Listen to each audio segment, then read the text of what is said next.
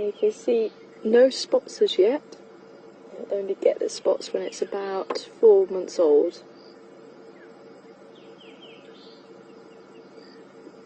But I do think this is the little female.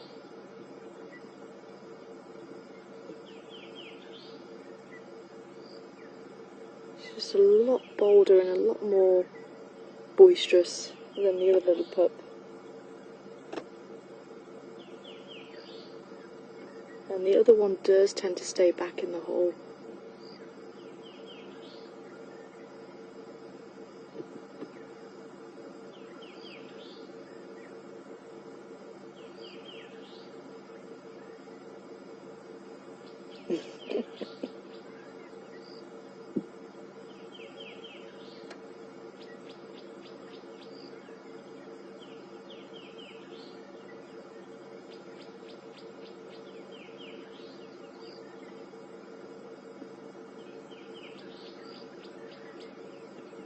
Well, I'm really hoping these pups are helping to melt people's hearts about the hyenas, because I know they have a very bad press.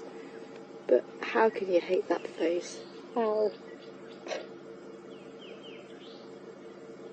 And so they do have a role to play in the bush.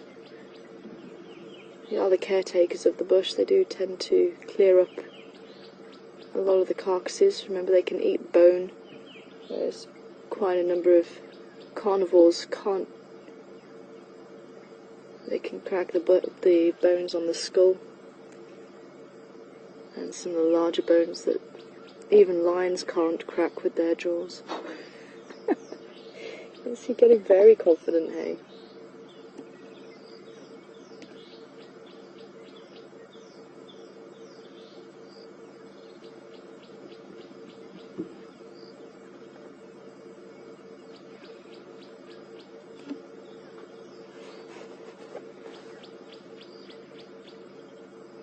As I say, I must admit, I do find it odd that the hyenas are so almost, I suppose family orientated might not be the right word for it, but they do live as a clan. They do use communal dens. And I do find it odd that other species that spend so much time together, or potentially can spend so much time together, do suckle each other's offspring. They are related in the clans.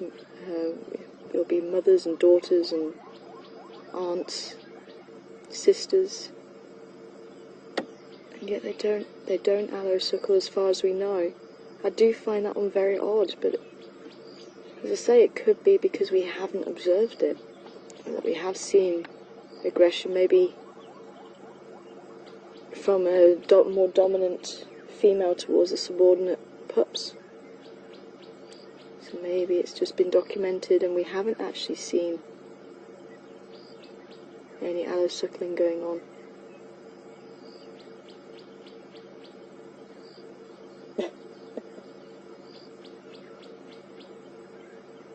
And as this little pup gets older, or as the pups get older, they are going to destroy the vegetation around here even more so. Out of play, just out of the pure fact they want to start biting things. The teeth are obviously going to be growing, just like a baby needs a rattle or a teething ring. It's the same thing, they want to chew.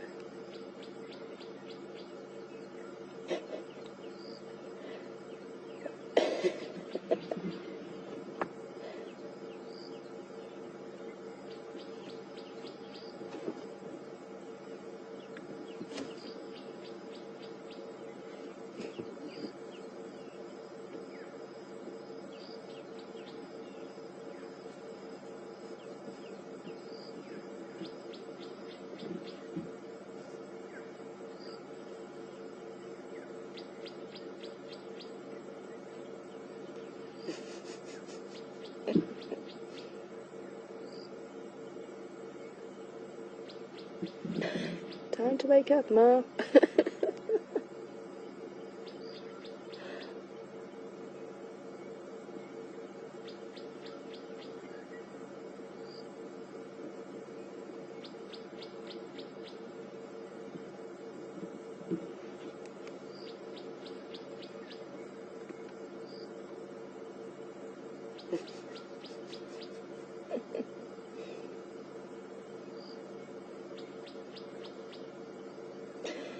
Mum's getting irritated. Yeah, I think the other one is still suckling.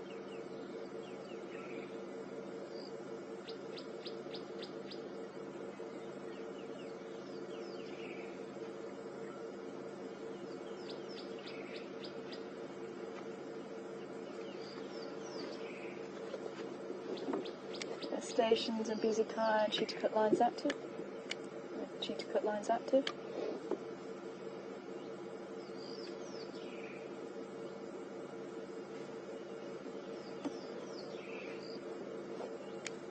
Negative. I came down cheetah cut line. I didn't check anywhere. I didn't check anywhere else.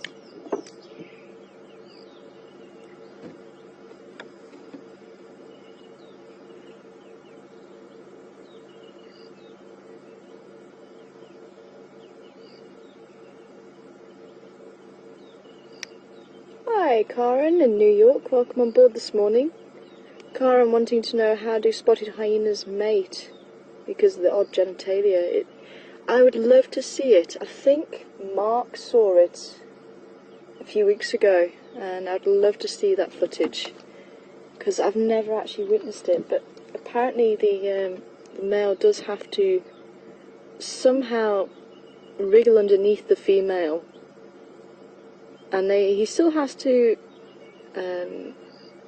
insert his penis inside of her. But as I say, it's just it looks very awkward, because remember, the female genitalia does resemble that of a male's. It's just hers obviously slightly expands a lot around his penis, but it's, yeah, it is just very awkward, and I think he does have to get into a certain position to allow that to happen. But it's a very dangerous thing to go through as well for the males, because remember, the females are so aggressive and so dominant, and they almost have to bow in front of the female and ask permission to approach her. And that's really where pups from the matriarch, the male pups from the matriarch, score, because they tend to stick around a little bit longer than normal males do. They stick around the den for about 2 years and then move away. But the matriarch son tends to stay a little bit longer, usually up to about 3 years. So he's got a lot of confidence because of obviously him being the matriarch's son. So he'll be used to having respect from the other hyenas. So he'll have that confidence. He'll be larger before he has to go out on his own. And it just makes life a little bit easier for him in that sense. And that's why they tend to be the breeding males, because of that confidence. And so they have to bow in front of the female and work their way closer towards her.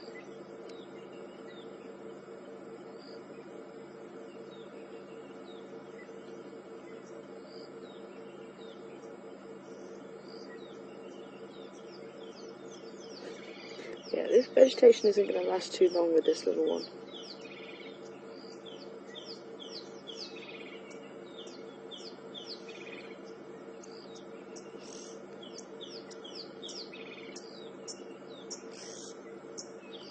You can hear the oxpeckers overhead.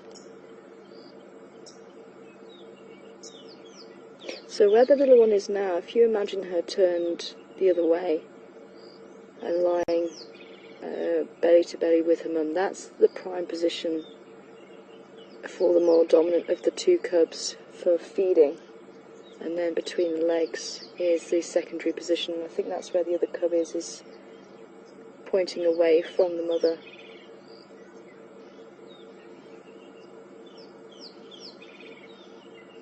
Yeah, so almost like where baby is now.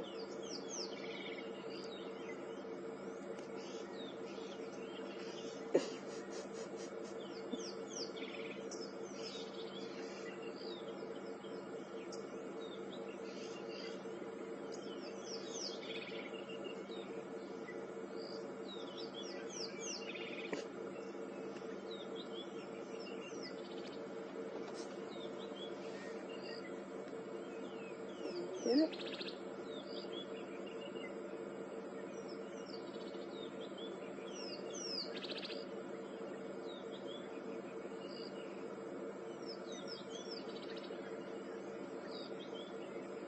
Okay, so that is definitely the dominant cub.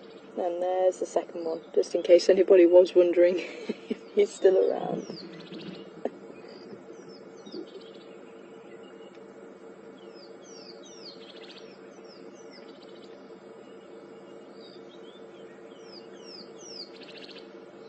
Hi Hal, welcome on board this morning. Hal would like to know what's the survival rate of hyena cubs. And again, I'm actually not sure, maybe someone could check up for us. It's not something that I've actually read much about, is the survival rate. You don't really see it in the books. So if someone can maybe have a quick check for us, because it'd be interesting to find out. I must admit I was quite shocked at how low baby elephants were. It was 30% for baby elephants. It was very low.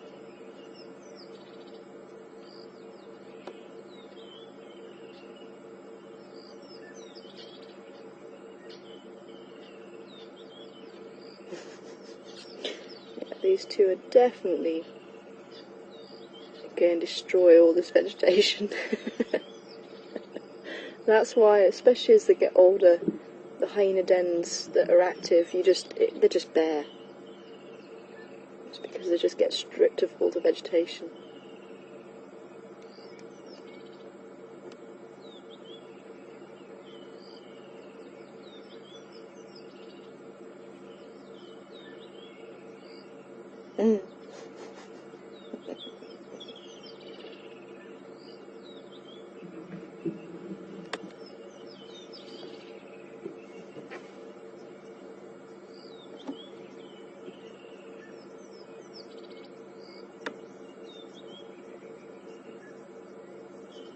Okay, so there's the people who were watching the hyenas mating were saying it was just like dogs, just a little bit awkward. And so I think he probably just has to slip underneath her slightly. But I'd love to watch that footage for sure. If anyone does have the link to the clip, that would be wonderful.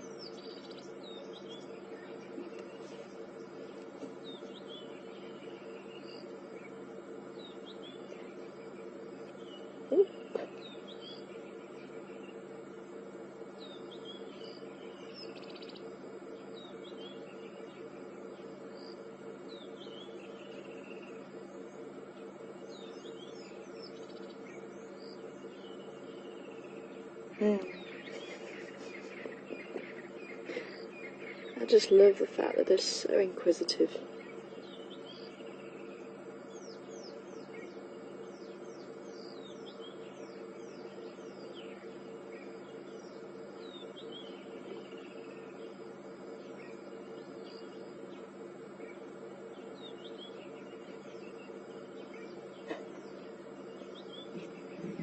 You can see, even if Mummy is snoozing away, she is still on high alert. Now, if she was to stand up quickly, if there was something coming, these two would scatter straight into the hole. There is that survival instinct just to make sure that they get into the hole. And if you were present when we saw Ntumbela and her mother actually taking Ntumbela away, because I think she was scared by possible scent of the lions that were left behind. It took her 5 attempts to get a good grip on Ntumbela, and every time she tried to get a decent grip, carrying her like a cat carries a kitten. I wonder what's going to happen with this little one. Yeah, it's not solid, little one. But every time she loosened her grip, little Ntumbela was straight back to that hole. She knew that was where safety was.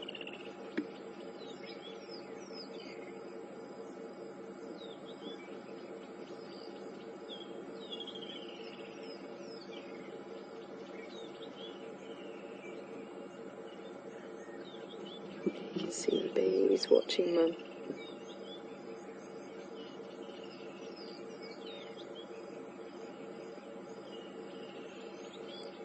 And as soon as Mum isn't here, especially at this age, they're probably going to be hiding away in the hole. But as they get older, they're going to be out and about, but still, any sign of trouble, straight back in the hole. There you go. She thought she saw something. And then realised she didn't.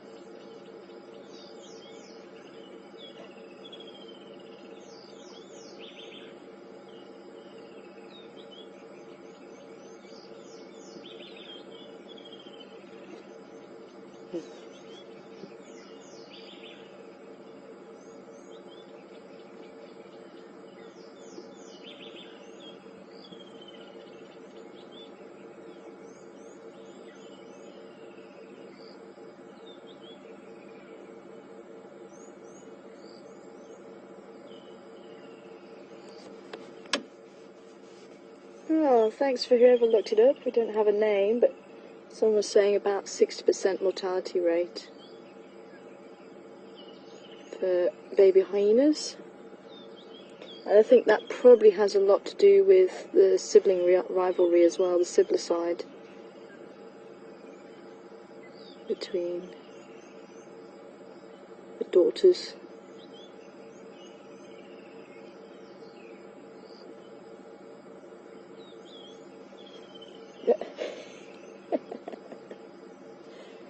Remember, at this age they are vulnerable to anything that's bigger than them. Jackal, mongoose, snakes. If there's an eagle around and they out and about, there's no reason why an eagle wouldn't take them. If they weren't quick enough.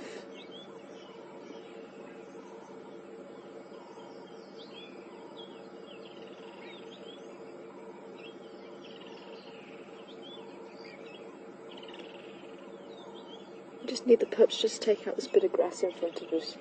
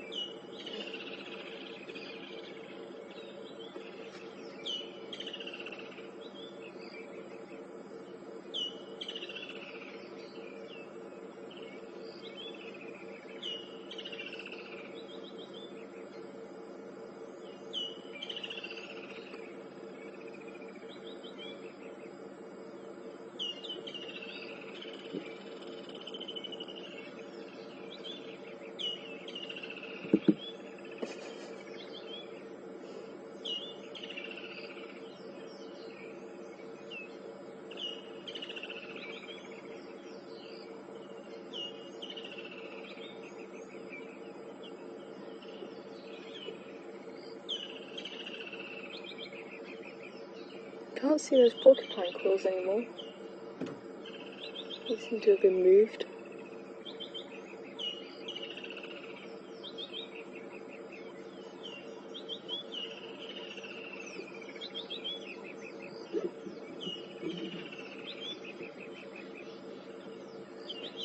And apparently the hippos are still fighting. That's amazing. That really sounds like it's a good fight. Well, we'll definitely try and make our way back that side.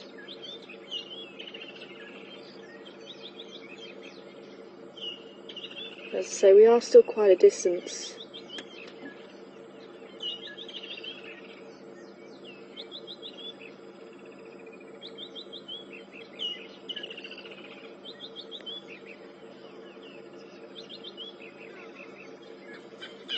Hi, Valerie. Welcome on board to you. Valerie would like to know if female pups from the more dominant females are going to be more dominant, or is it the luck of the draw? And they are generally more aggressive. Again, it's their birthright. So they will learn from a very early age when they interact with other hyenas that the other hyenas will give them respect. So I think that gives them that confidence. But they will be quite aggressive, and obviously with the matriarch genes as well, they're likely to be larger once they get older, because remember, it's the matriarch's the largest and strongest female, and that's what makes her more dominant, and her offspring are also likely to have that genetic makeup to allow them to become the matriarch once she goes.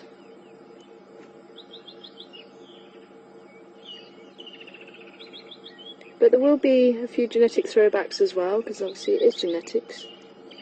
So you might get one that isn't as strong, in which case there will be another hyena that takes over.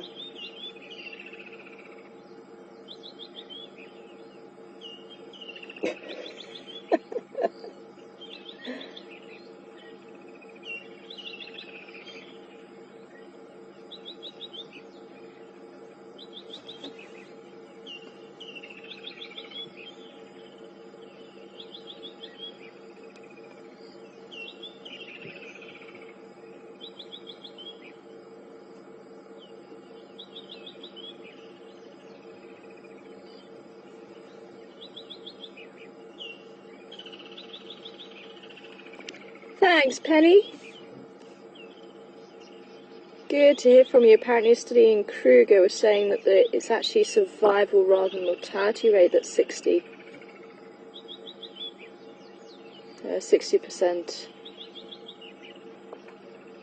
And apparently, according to the study in Kruger, it doesn't matter if it's male or female, which is quite interesting. So it's not weighted on either sex, which is very interesting. So I would have thought that the females, it would be up there. Very interesting. Thanks, Penny. Great to hear you're on board with us this morning. I hope you're going to send some nice weather our way from Durban.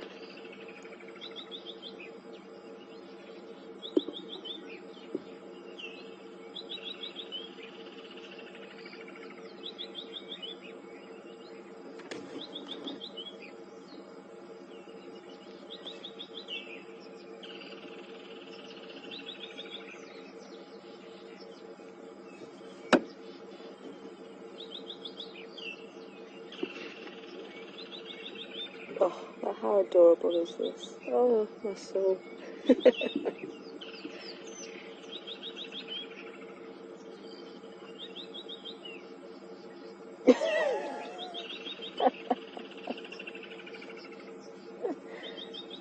I was going to try and drag him on the floor then. Come here.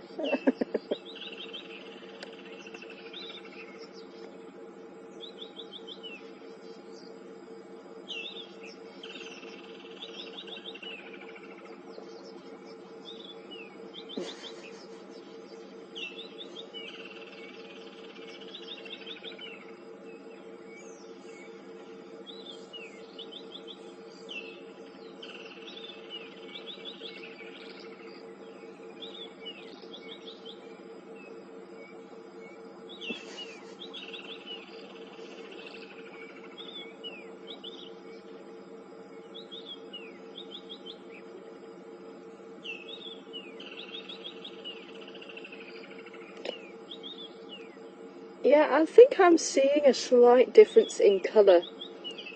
There seems to be one that is slightly darker, and I think that is the female. That's the one that was lying along Mother's belly just a bit before. And she looks like she's slightly larger as well. And there is one that's more of a chocolate brown colour. I would hazard a guess that's the male. But the more I'm watching them, and this is why it's so important to just sit and observe and watch, because you learn so much more by doing that. But the more I'm watching them, the more I'm convinced we have a little boy, a little girl. So yeah, I think the one on the right is the female, the one on the left is the male.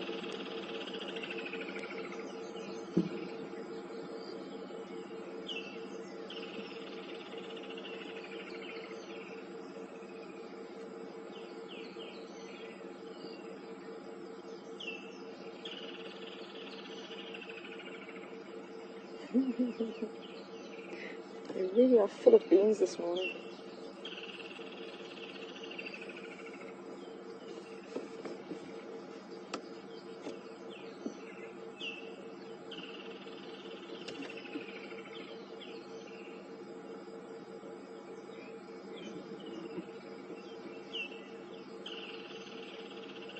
Okay, I'll have to read that paper then. Apparently there's a paper that's been published that's saying mortality rate 60%.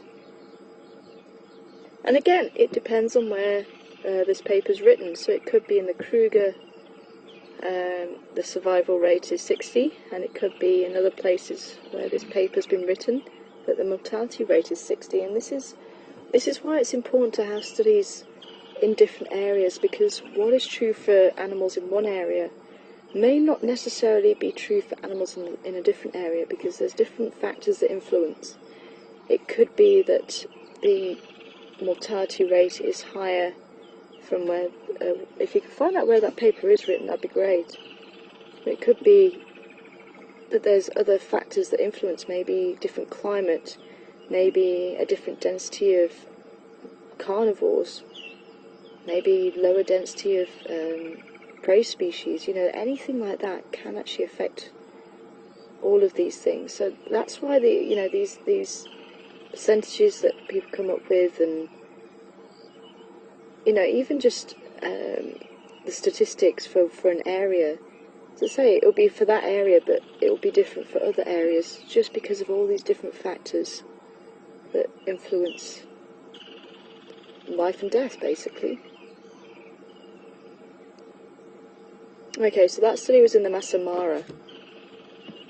So yeah, I could see why maybe the mortality rate is higher in the Masai Mara. And one clan as well, so it was based on one clan. So again, when you've got a small population to work on, to go for the one clan, it is difficult to say that that's the same for the other hyenas. So it sounds like it's probably somewhere between 50-50, to be honest, because if it's a 60% survival down here in Kruger, which is obviously what Sabi Sands is part of the Greater Kruger National Park. Kruger is just a stone's throw away. And in the Masai Mara in East Africa, Northeast Africa, the mortality rate is 60%. So I think it would be fair to say it's looking about 50-50 survival rate for hyenas in their first year. But this is why it's so fascinating, and this is why research on the ground is so important.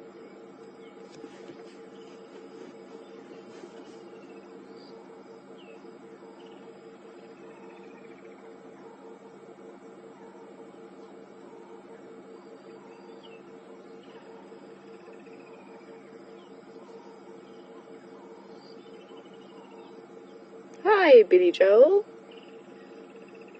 Welcome on board from sunny South Africa to sunny Florida. Hope you're well. And Billy Joel would like to know, if the female had to move the cubs now in an emergency, which one is she more likely to move? I think whichever one her jaws get around first, to be honest. So it could be the female. If she's bolder, she might be the last one to the hole. It's certainly a very interesting question there, Billy Joel. I'm hoping we won't find the answer out, because it would mean that there would be a carnivore around here.